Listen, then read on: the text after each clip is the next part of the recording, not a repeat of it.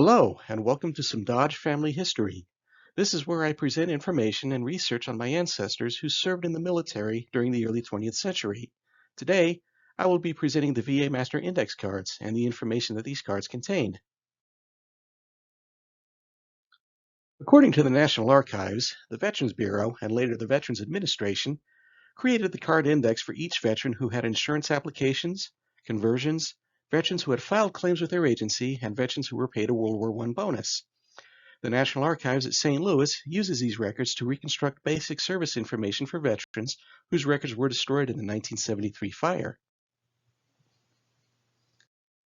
According to Family Search Research Wiki, these 3x5 index cards contain basic information about approximately 5.7 million veterans who served in the United States military between roughly the end of the Civil War through 1939, but the majority from the Spanish-American War and World War I, and who later made, or whose heirs made, claims for benefits between 1917 and 1940.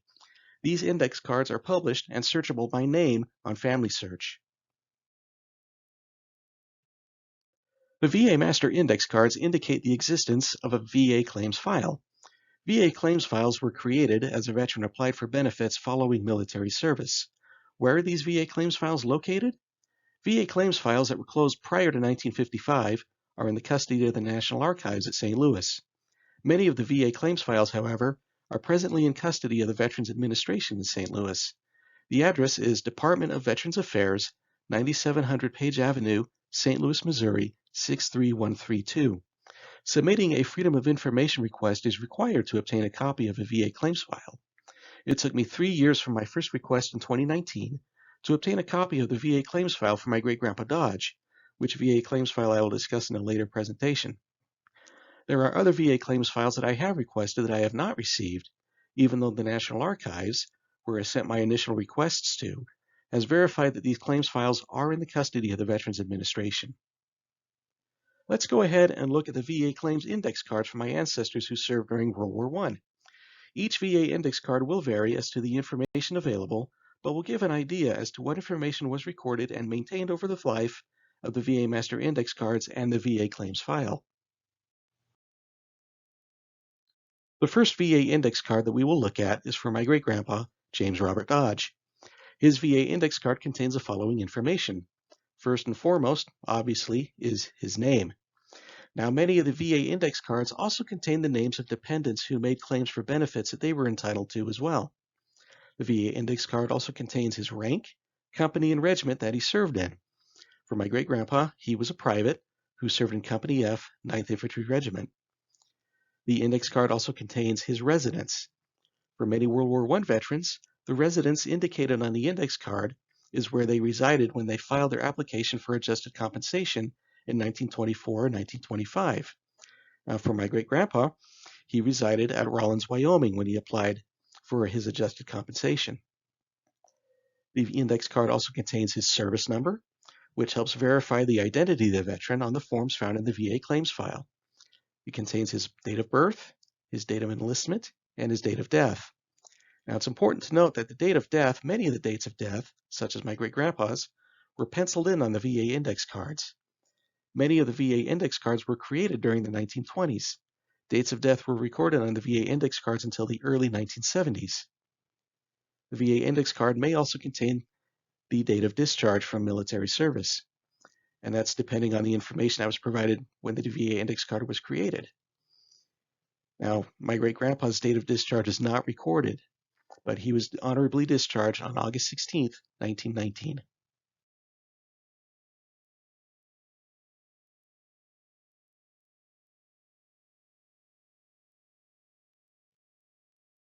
On the right-hand side of the VA index card are a series of numbers with various letter prefixes.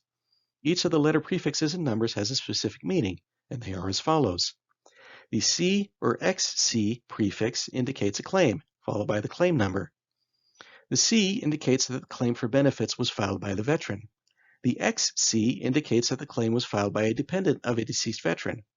On many of the VA index cards, the X prefix was often penciled in many years after the index card was created. On my great-grandpa's index card, the date of the deceased veteran's claim, January 9, 1950, is also penciled in on the card. The K prefix indicates the government life insurance number. The A prefix indicates the adjusted compensation application number. The A number was often assigned to World War I veterans who applied for adjusted compensation in 1924 or 1925. The T prefix indicates the war risk insurance number. The war risk insurance was a term insurance that was issued to World War I soldiers or sailors either upon enlistment or during their service if they had enlisted or been inducted prior to implementation of war risk insurance in World War I. The war risk insurance was effective during the soldiers or sailors' term of enlistment, with coverage ending upon their discharge from military service. The R prefix indicates the rehabilitation number. The CT prefix indicates the policy certificate number, which was issued in conjunction with the veteran's adjusted compensation application. Each veteran that applied for adjusted compensation was issued a policy that would be payable at 125% of the value of the adjusted compensation 20 years from the date of application for adjusted compensation. And the I prefix indicates permanent disability or death. The I number indicates payment of war risk insurance to the soldier upon permanent disability or to their beneficiary upon their death. The next VA index card that we will look at is for my great-great-uncle, David Nimitsky. Along with his name, his VA index card lists his rank at the time of his discharge. It's important to note that if someone served during multiple terms of enlistment, the rank that is listed is their final rank for the period of service indicated. For David Nimitsky, he discharged as a Master Hospital Sergeant in the Army's Medical Department. His residence is listed as Station Hospital, American Barracks, Tientsin, China. David Nimitsky continued to serve in the Army following World War I and was stationed at Tientsin during 1924 and 1925, which is when he would have filed his application for adjusted compensation. His service number is listed. His date of birth is listed as September 16, 1882. As a note, depending on which military record you reference, his date of birth varies from as early as 1881 to as late as 1890. There are 2 dates of enlistment and 2 dates of discharge listed. The first date of enlistment is his actual date of enlistment, April 11, 1914. The second date listed is April 6, 1917. This is, of course, the date of America's entry into World War I and is also the effective date of the war risk insurance. Now, David Nimitsky served much of 1917 and 1918 with the medical department at the Presidio San Francisco. And there were also, again, 2 dates of discharge listed. The first date listed is June 13, 1919. This is the date he was furloughed to the U.S. Army Reserves, as he had been on active duty since his enlistment 5 years earlier. The second date of August 17, 1919, is the date he was discharged from the U.S. Army Reserve. His date of death is listed as May 4, 1947. And again, as you can see, this date of death is penciled in as the VA index card was created following his application for adjusted compensation. The numbers that are listed on the right-hand side of the card are, first, his claim number. It is very likely that he filed a pension claim following his final discharge from the Army in 1931. David Nimitsky served a total of 25 years in the Army. The X prefix, which is penciled in, indicates that his widow applied for benefits following his death, with the date of application being May 27, 1947. The A number, or adjusted compensation application number, is also listed, as well as the war risk insurance number, or the T number, and the certificate number for adjusted compensation. Now, I have had quite the challenge in trying to obtain a copy of David Nimitsky's VA claims file. According to the National Archives, his claims file was transferred to the Veterans Administration in 2013. I submitted my initial request for his VA claims file in 2019. Following additional requests, including submission of information to the VA showing that he is a deceased veteran, as well as his widow being deceased, she died in 1955, all I have received from the VA is copy after copy of my requests and information that I have provided to show that he is a deceased veteran. The VA has only given me copies of my requests while mistakenly believing that they have been sending me copies of his VA claims file.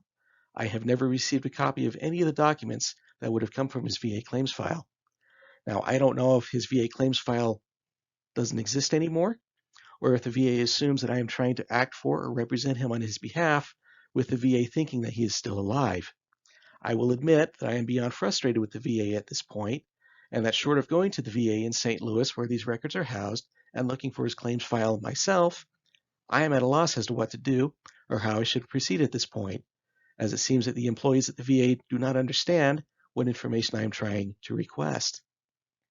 Well, that's enough venting and explaining, trying to obtain his claims file. Let's go ahead and move on to the next VA Master Index card. The next VA Master Index card we will look at is for another one of my great-grandfathers, Fred Carl Feller. My great-grandpa Feller was a private who served in Company M, 363rd Infantry Regiment. He was living at Sage, Wyoming at the time he filed his adjusted compensation application. His service number is listed. He was born September 23, 1891. My great-grandpa Feller enlisted on April 28, 1918, and was honorably discharged on April 25, 1919. And if you notice, his date of death is not recorded on the VA index card. My great-grandpa passed away on November 22, 1981, by which time the VA no longer maintained the master index cards. The claim number, adjusted compensation number, war risk insurance number, and certificate numbers are all listed. And if you look at the war risk insurance number, the T number, there is an F suffix at the end of the number.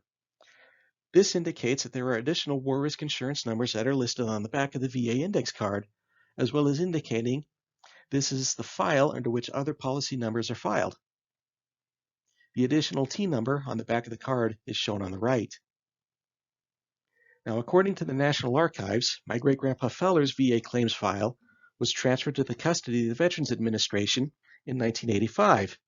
However, following several requests for his VA claims file, the Veterans Administration was unable to locate his VA claims file.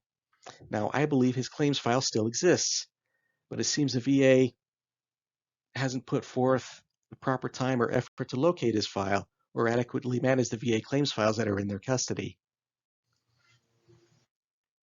The last VA index card I want to look at is for Clarence Keith Newitt. Clarence Keith Newitt was my grandpa's step-cousin and served in the Navy during World War I. The VA index card lists his name, his rank, he was quartermaster 3rd class, as well as indicates that he served in the Navy. His address is listed as 59 Collins Street, San Francisco, California. Not only is this where he lived when he applied for the adjusted compensation in 1924, this is also the home of his step-aunt, Frances Cleveland Dodge, who was the wife of David Nemitsky. Keith Newitt's service number is listed, as well as his date of birth and date of enlistment. He was honorably discharged from the Navy on July 26, 1920, and passed away on August 12, 1974. Again, by this time, the VA had stopped maintaining the VA Master Index cards, which is why his date of death is not listed. There is no claims number listed on his VA Index card. This indicates that he did not apply for health or pension benefits during his lifetime. The adjusted compensation, war risk insurance, and certificate numbers are all listed. I received a copy of his VA claims file in 2019, and all it contained was his widow's application for burial benefits. The claims number on the claims file received was his Social Security number with the XC prefix. Part of his adjusted compensation application was included, however, with his official military personnel file, but no World War I era documents were included with his claims file that I received. As a side note, official military personnel files for Navy personnel from World War I were unaffected by the National Archives fire and are still available today upon request.